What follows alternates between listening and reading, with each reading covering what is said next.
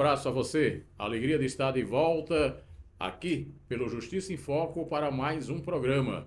Este que é o mais importante canal de informação do mundo jurídico no país, é livro digital de cabeceira dos ministros superiores, dos desembargadores, juízes e de toda a classe jurídica do país. E claro também, quem vive a política, quem vive a boa informação, acompanha sempre os temas ligados aqui no Justiça em Foco. E hoje a gente tem a alegria de receber um brasileiro de grande estirpe, que a gente vai ter a honra de conversar. Tenho certeza, como sempre digo, que para mim e para você será mais uma aula que a gente vai ter hoje aqui em vários níveis, na política, no direito, na vida, com a experiência que ele tem de ex-deputado federal, ex-senador, ex-governador do seu estado, ministro por 3 vezes no governo federal. Esse é um detalhe importantíssimo que a gente vai falar sobre isso também.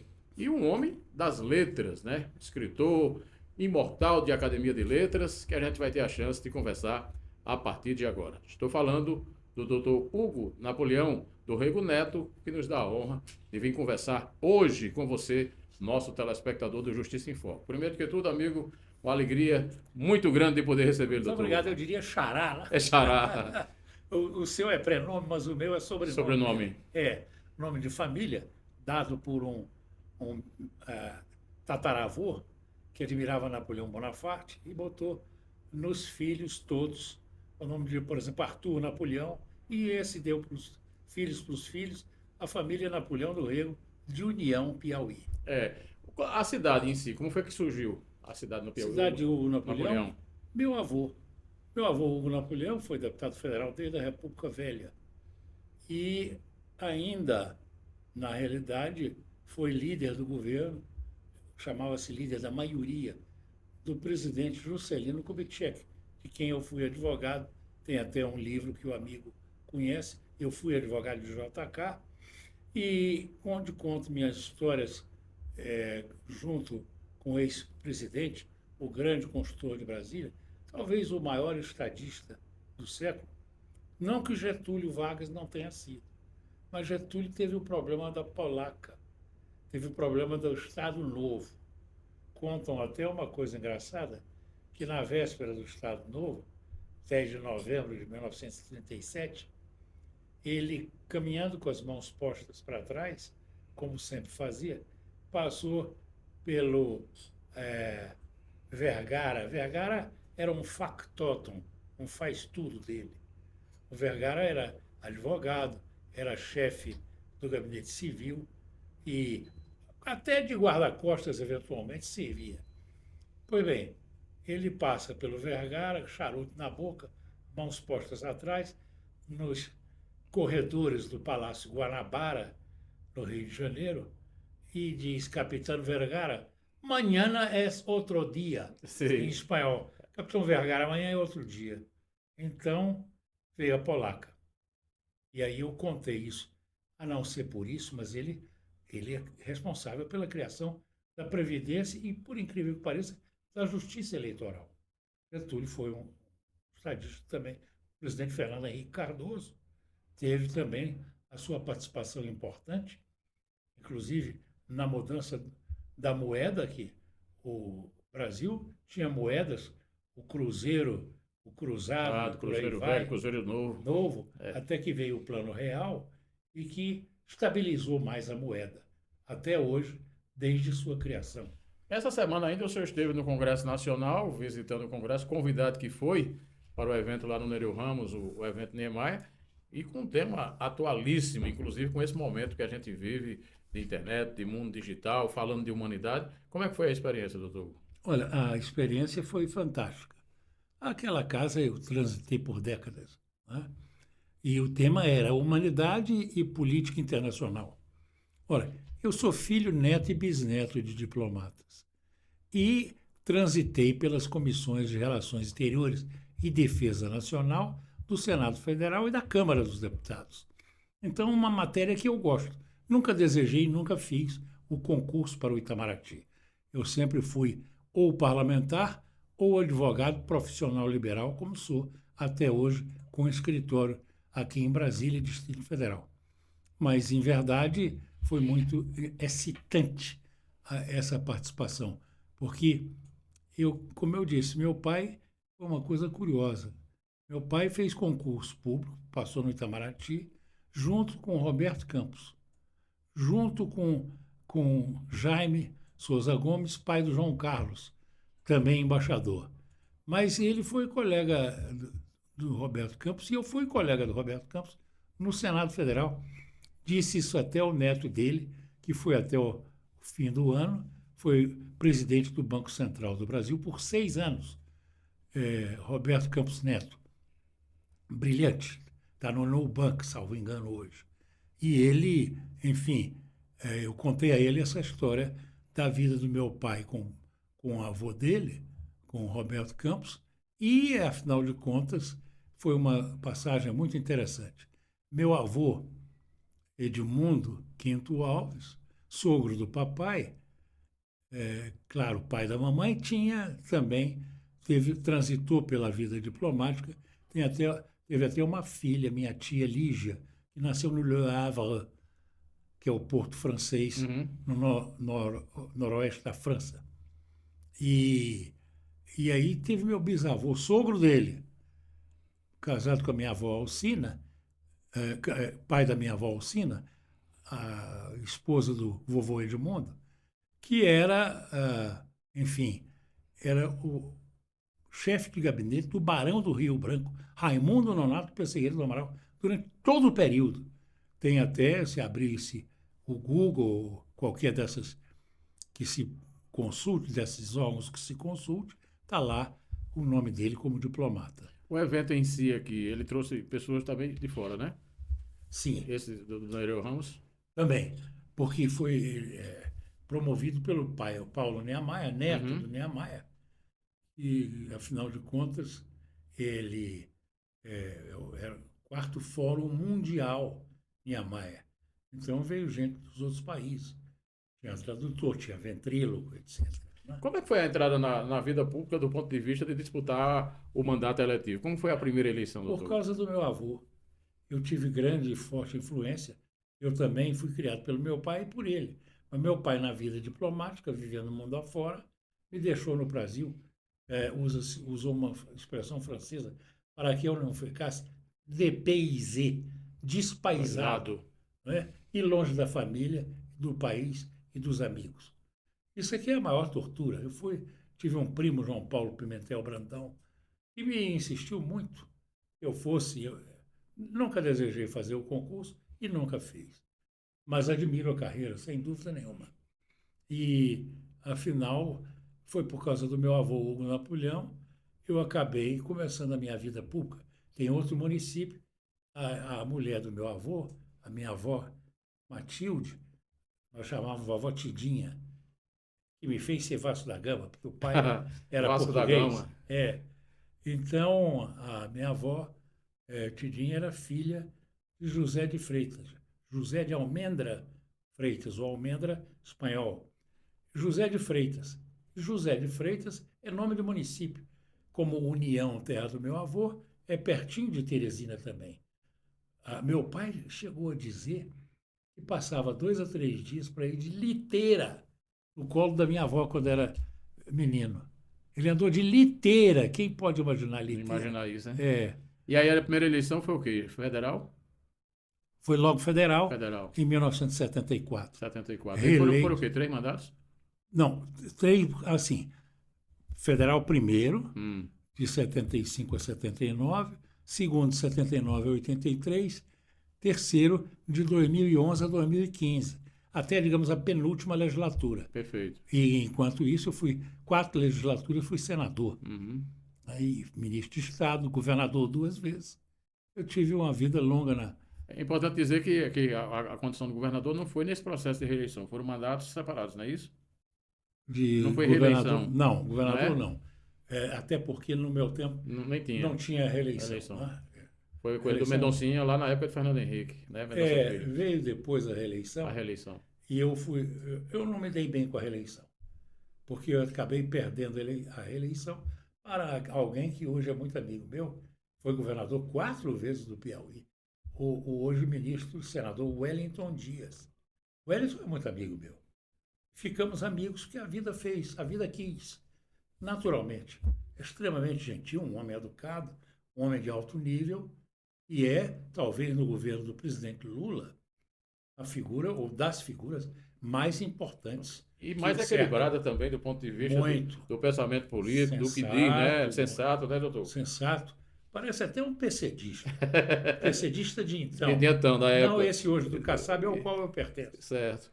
Né? Perfeitamente. Agora, me explique para o nosso telespectador também, que não é fácil, o cara ser ministro de Estado, ser ministro da Educação, ser ministro da Cultura, ser ministro das Comunicações, no governo Sarney 2 vezes, no governo Itamar Franco 1 vez. É evidente que o currículo, o talento o senhor tem, mas politicamente isso não é fácil num país como o nosso. Como é que isso aconteceu? Até foi bom falar no presidente Sarney, porque o presidente está me dando a honra de prefaciar o meu livro de memórias, que o editor, a editora é da ESEAT Editora, que é uma editora da SEAT, que é uma universidade em São Paulo. É o Círio Belmene.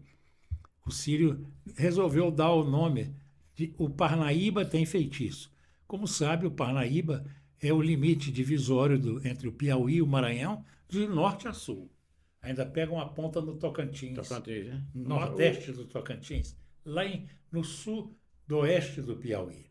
E, em verdade, o título muito interessante. Depois, entre parênteses, a vida de um piauiense, que sou eu. Mas a experiência nos 3 ministérios. A experiência nos 3 ministérios.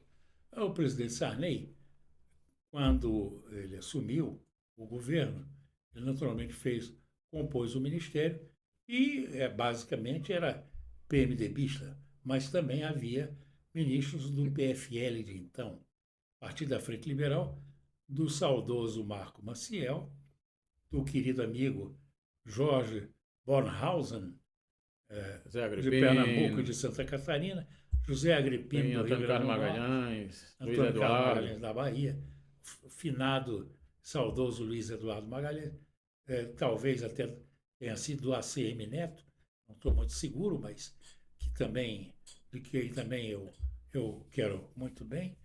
E transitei também com o Jutaí Magalhães, Jutaí meu amigo até hoje, foi deputado federal muitos anos pela Bahia, deixou voluntariamente e, em verdade, o presidente me chamou.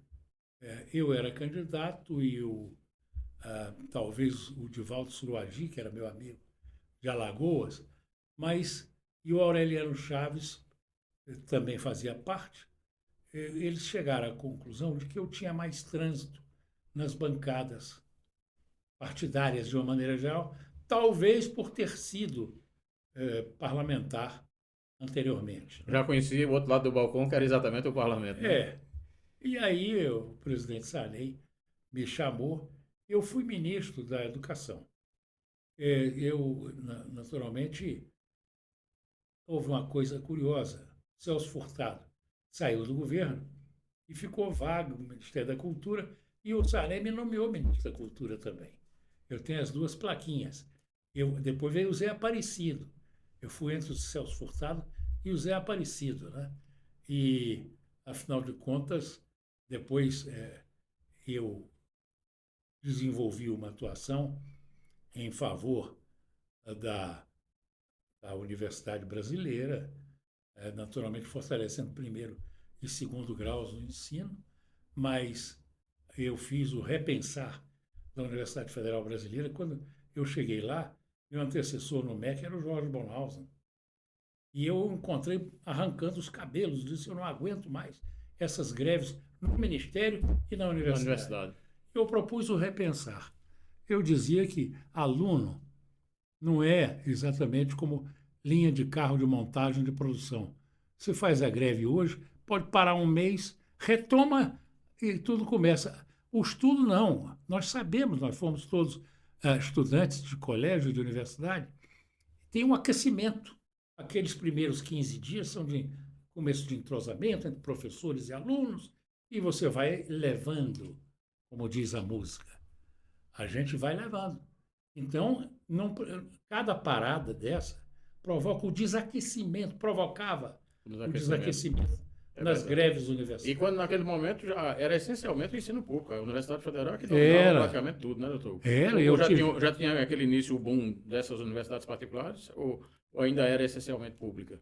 Não, tinha as universidades particulares, e eu mesmo estudei na Faculdade de Direito da Pontifícia Universidade Católica do Rio de Janeiro, existente lá até hoje. Mas a escola pública, inclusive, a coisa que mais fazia o ministro esquentar a cabeça era a questão de mensalidades escolares, que viviam dando saltos.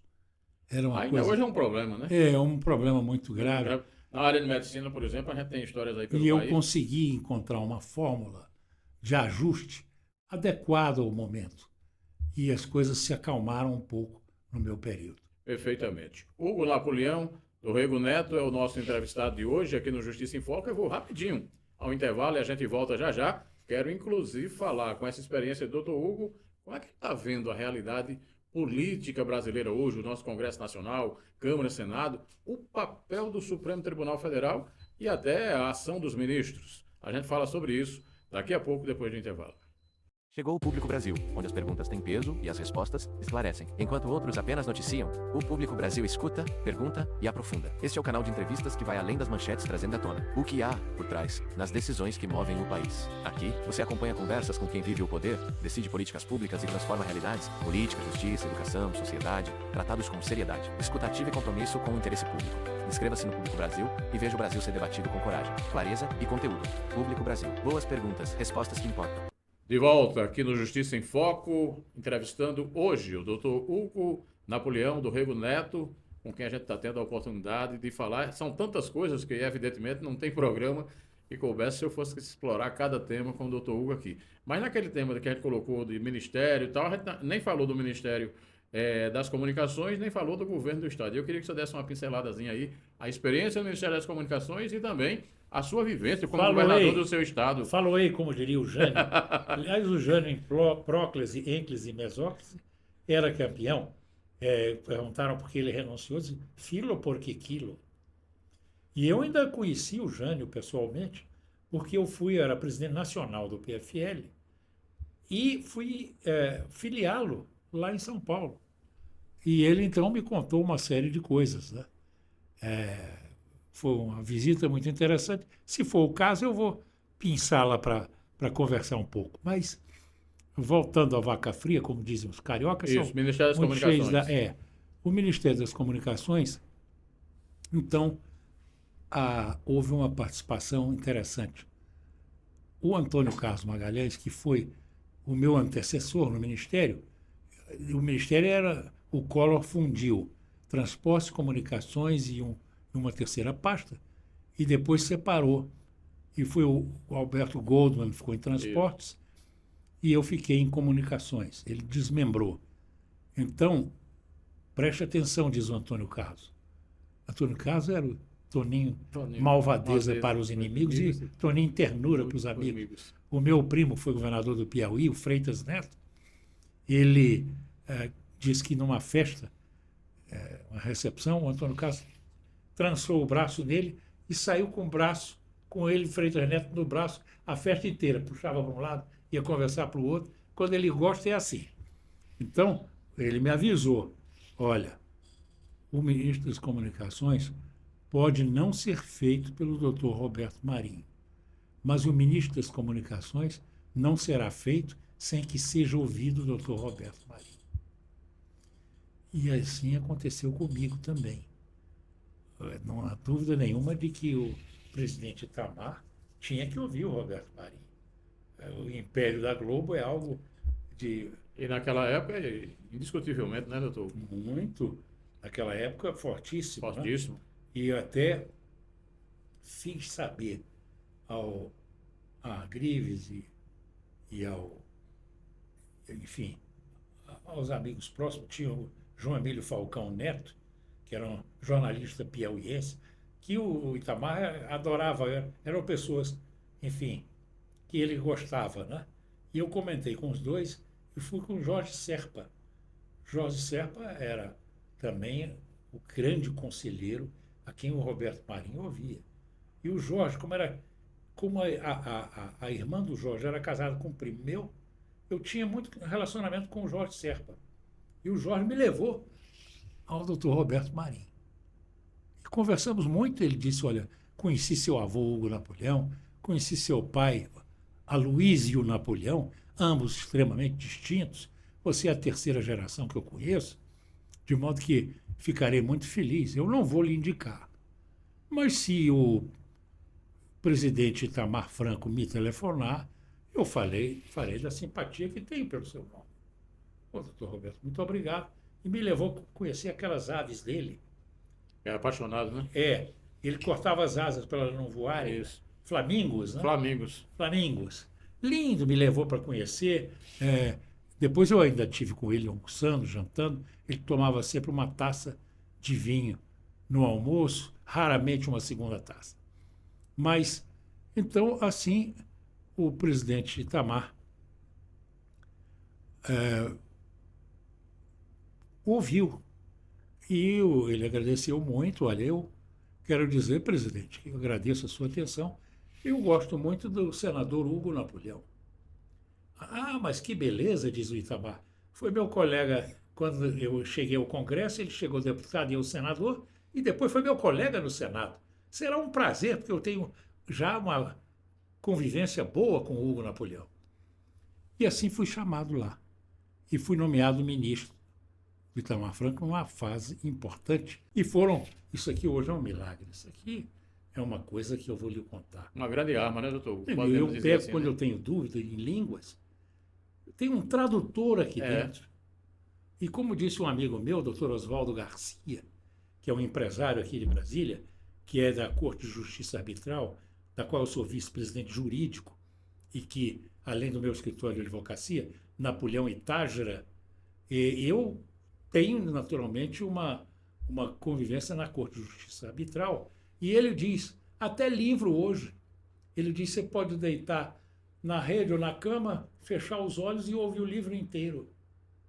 Quer dizer, e a inteligência artificial? Essa ameaça que o Cacai diz que não gosta da inteligência artificial com a justiça, mas que, em outras ocasiões, é extremamente útil. Perfeito. Que ela bota, por exemplo, Dom Pedro II para conversar. É verdade. Que foi o grande estadista do Império.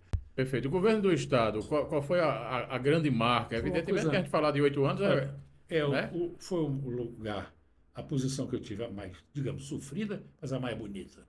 Sofrida porque não tem dia, nem noite, nem manhã, nem tarde. E nem tem a realidade de hoje também, diga-se, né, doutor? Não. De recurso, de facilidade, de velocidade de informação. Era difícil. Né? Era difícil. Assim, eu consegui no Piauí, fui eleito governador com uma certa maioria e meu contendor, depois ficou meu amigo, foi senador, foi deputado, Alberto Silva. Alberto Silva, o nome do estádio, né? É o nome do estádio. Ele mesmo fez e deu o nome. Ele mesmo deu o nome. Interessante. Interessante. Como se eu criei a Universidade Estadual do Piauí. Aí você imagina, Universidade Hugo Napoleão. Fundação de Apoio da Educação no Piauí, como se eu fosse dizer Universidade Hugo Napoleão. Mas as pessoas fazem isso. O próprio doutor Dirceu Arcover não deu o seu nome, em saudosa memória, muito amigo meu, mas o estádio municipal de basquete, de cantores, etc., o estádio, ele deu o nome de Verdão. Arco Verde. De Arco Verde não Verdão. Deixou de dar, de certa forma. Mas beleza, ele tem um filho deputado federal hoje, o Júlio, nós chamamos Julinho. Júlio Arco Verde. Pois bem, Arco Verde. Então, ele, Dirceu, era um homem boníssimo. Eu falei sobre ele agora no programa do Jorge Mendes, lá em Teresina, agora na semana passada, a pedido dos filhos. Tenho Dirceu Filho e o Aloísio, todos os meus queridos amigos. Mas também não acho feio dar o nome, não. Isso ficou proibido depois. Tanto que tem rua com o nome de Hugo Napoleão, mas não sou eu. Mas na época, eu mesmo vivo, os prefeitos deram muitas unidades escolares o nome do governador Hugo Napoleão. Depois os adversários tiraram, é outra coisa. Mas ainda ficou muita coisa com o meu nome também. Mas o governo, o que é que o senhor diria que foi assim, uma marca que o senhor conseguiu deixar no Achei muito interessante, porque não apenas isso, como eu procurei fazer a Universidade Federal, mas nós fazíamos 1,5 de aula por dia. Eu dei um aumento substancial para os professores e para os fazendários também, de maneira geral, na área de saúde, todas as áreas. Mas por que fazendário? Porque todo mundo gasta, do vereador ao governador. Quem é que arrecada? O fazendário. Então eu dei muito valor aos fazendários que hoje votam em peso em mim, gostam muito de mim, como professores e professoras também se afeiçoaram muito a mim, porque eu dei substanciais aumentos, que eu queria ver, a partir mesmo da pré-escola, do primeiro grau, eu queria ver, e do segundo grau, uma escola boa. Eu me dediquei muito à educação, mas fiz também na área de saúde. Por exemplo, a questão do hospital universitário, eu comecei quando era ministro da Educação. Piauí não tinha hospital universitário. Hoje é considerado o melhor do Brasil. E hoje ontem a gente teve uma notícia importante, que é a liberação do curso de medicina para Floriano. A partir de janeiro, que grande notícia. A partir de janeiro já tem Não vestibular. sabia, eu tinha tenho um amigo, Teodoro Sobral, que tem um laboratório de medicamentos, até o meu saudoso paraibano, Ronaldo Cunha Lima. Que era uma maravilha.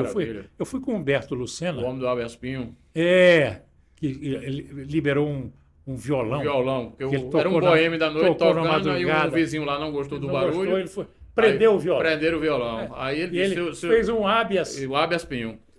Doutor juiz, o instrumento do crime não é uma arma, não é a pistola, é apenas um violão. E o juiz deu o despacho também inverso. Pois eu fui com o Humberto Lucena assistir ao programa dele, O Céu é o Limite, O Céu é o Limite. do J. Silvestre, na TV Tupi, Canal 6. Exatamente. Eu fui lá assistir. Dos Anjos Augusto, era fantástico, formidável. Não, e aquela pergunta da carta de Augusto dos Anjos, né? Que Augusto era um sofredor nato, apaixonado, né? E Ronaldo conseguiu dizer a carta de trás para frente. Foi.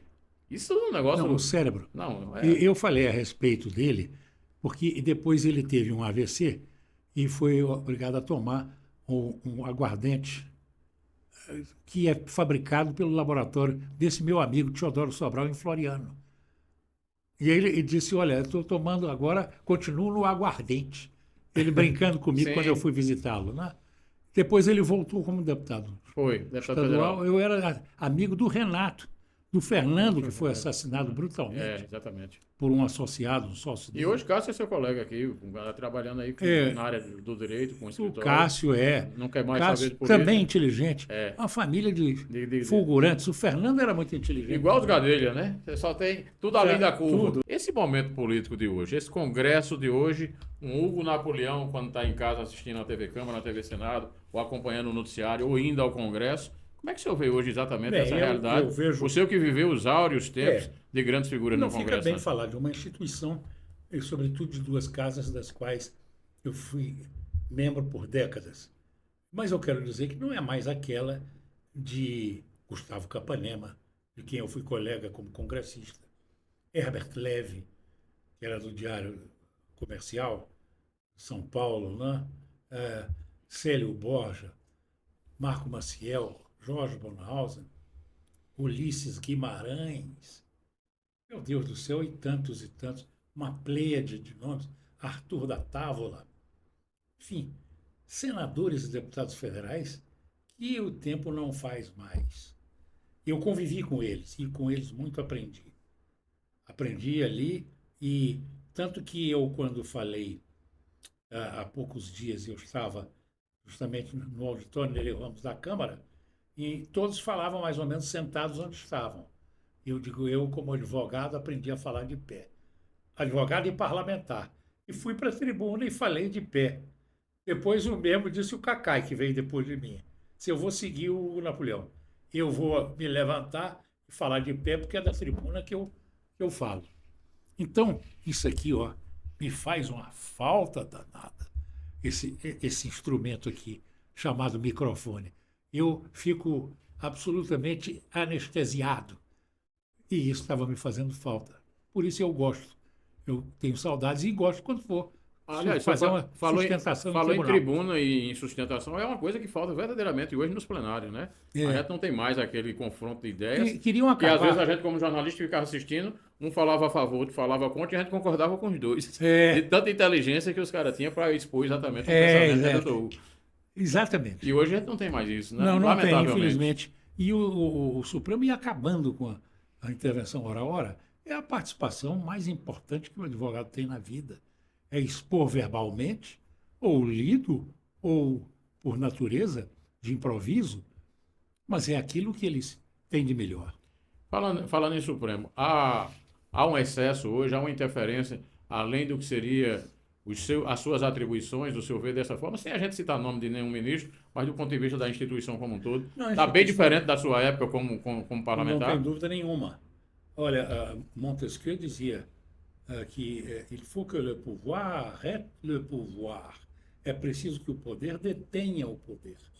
É preciso que il faut que par la disposition des choses, le pouvoir arrête le pouvoir. É preciso que pela disposição das coisas, o poder detenha o poder. São harmônicos e independentes, como diz a Constituição Federal.